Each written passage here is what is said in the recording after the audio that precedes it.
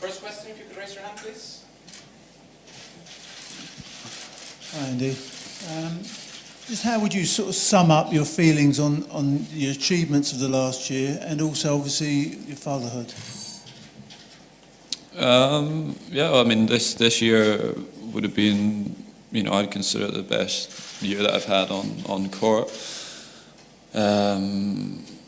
Last few months have obviously been, the best in terms of my consistency and, played pretty well in all of the big events. Even the matches that I'd lost were really close matches, ones that I potentially could have won as well in New York and the Davis Cup against Del Potro. And yeah, obviously away from the court has been by far the best year that I've had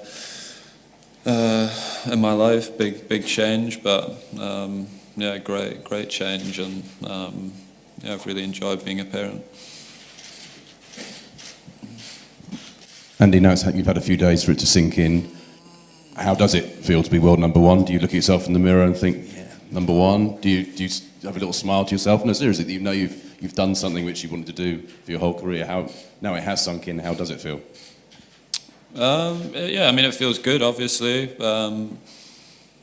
But yeah, I mean, I don't feel any different this week than I did the week before. Like when I get up in the morning and stuff, I think, maybe like when you step on the court, have, a little bit more confidence, feel a little bit better about yourself when you're actually hitting balls and, getting ready for the tournament. But it didn't feel much different when I woke up on Monday morning. Felt just the same.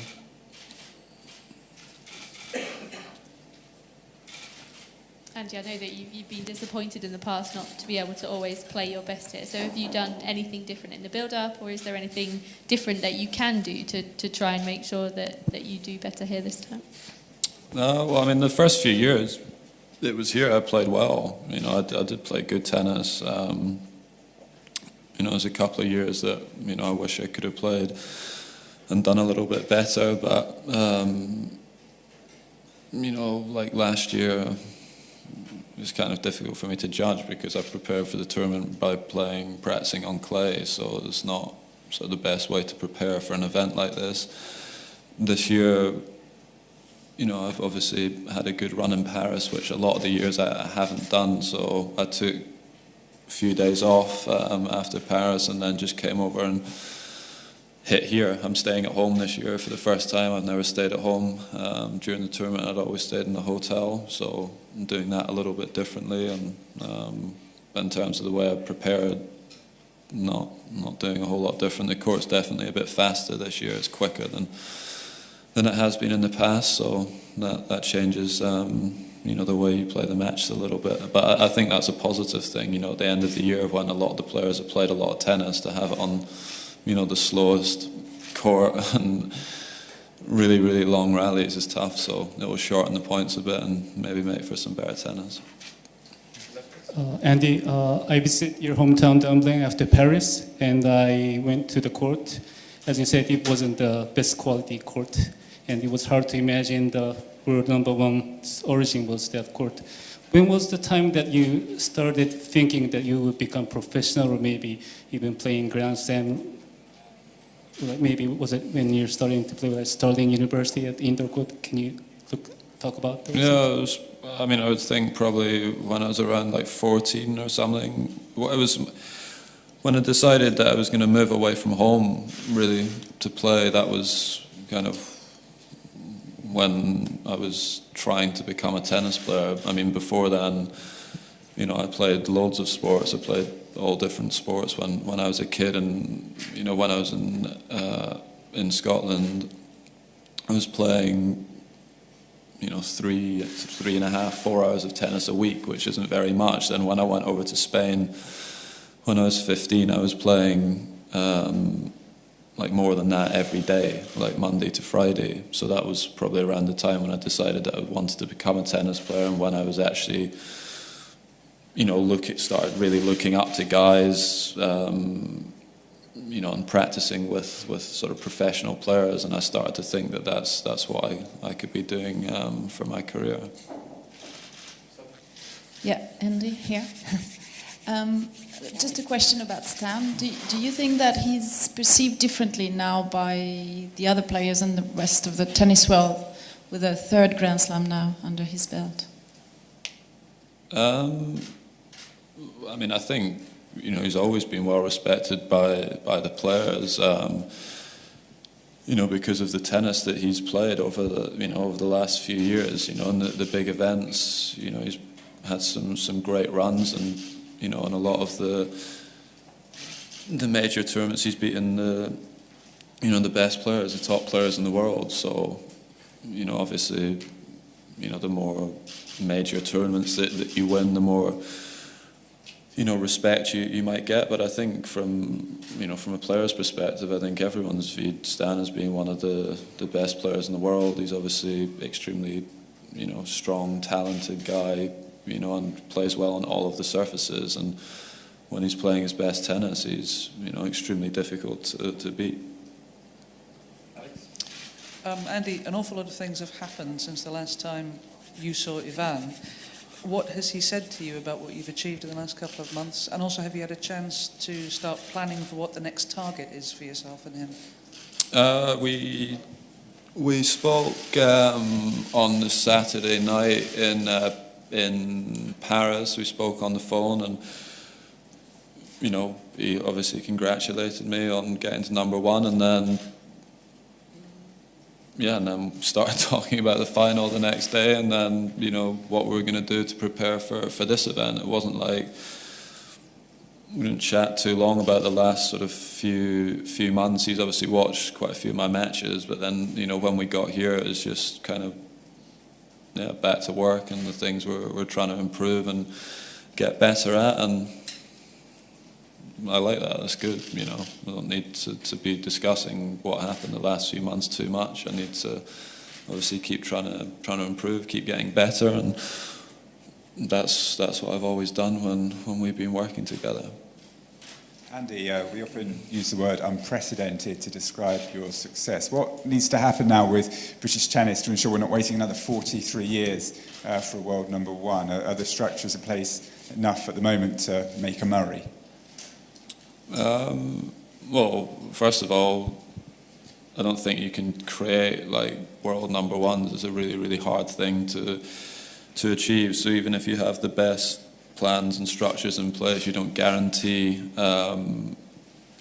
you know, that you're going to get someone to win a Grand Slam or win or get to the #1 in the world. But yeah, obviously, I think sort of having, I don't know, like consistent leadership and a consistent, clear plan for longer than sort of 3-4 years at a time would certainly help. And I think since kind of I've been old enough to understand that that's kind of what's happened. There's always kind of new people come in after a few years and change from what's just been happening. So you never find out whether something's actually working or not, because it takes longer than a few years to change, you know, to change a system. So hopefully we can get some continuity. That would help.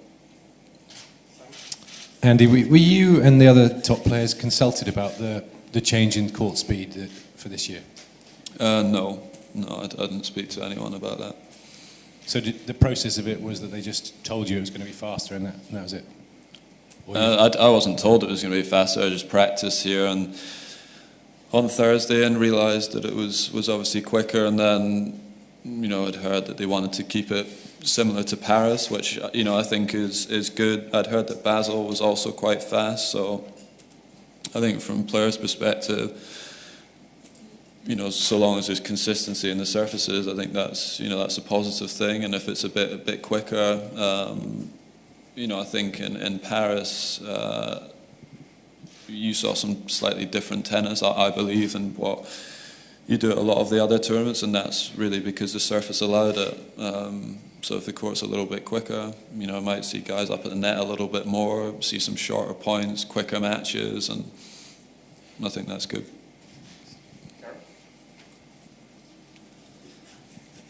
bit of a follow-up to our previous questions, but you've had so many first time for British tennis over the years, and now with the number one. Do you feel everything has been done to, capitalize on this and ensure the legacy? What should be done in the future? Yeah, I mean, it's kind of difficult. It's difficult for me to say just because I don't see everything that kind of goes on, and I'm always, I'm away and I'm traveling and stuff. You just, hear kind of, what other people are saying that are involved in British tennis, and yeah, like I said, there's just change happens all of the time. Every few years, whoever's leading, they leave, someone else comes in, does something completely different. So I don't know, it's difficult. I think it's difficult to leave a legacy in sort of 3 or 4 years. So it's, it's not just about me. There's a lot of other people involved in British tennis that are responsible for that. But I do just feel like changing so often is not good. I think it's counterproductive, and yeah, I just hope that whatever structures are in place just now, are positive and that they work. And when I'm done playing, that my brother's finished playing, and yeah, I hope that it's good and that it's positive and that British tennis is in a better place than when we left it, or when we started, really. And I don't know if that's the case just now. Last 2 questions, please. Yeah, Andy, are you going to go to Wembley tonight to witness a famous Scottish victory? No, I'm not going. And my brother's going.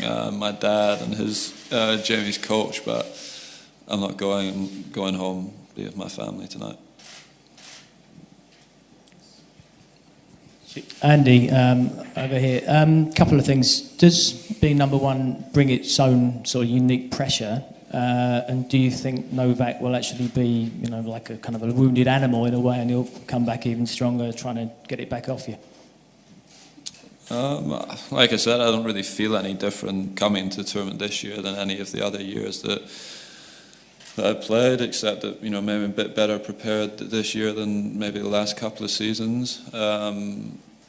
But yeah, I mean, like I've said, kind of these whole last few months, that I expect Novak is going to start playing his best tennis again. Obviously, the last couple of months, he hasn't. But before then, he'd been playing great for I don't know, however many months. It wasn't months, it was years. He was playing great tennis for us. So for him not to play his best for a couple of months, I'm sure for him there's not too much to worry about. And I'd imagine, shortly he'll be back to playing his best tennis. And he obviously has played extremely well here in the past. I think he's won here the last 4 years. So there's no reason to think that, that he won't have a really good tournament here. Thanks very much. Thank you, everyone. Thanks. Dominic Thiem coming in. Am I done?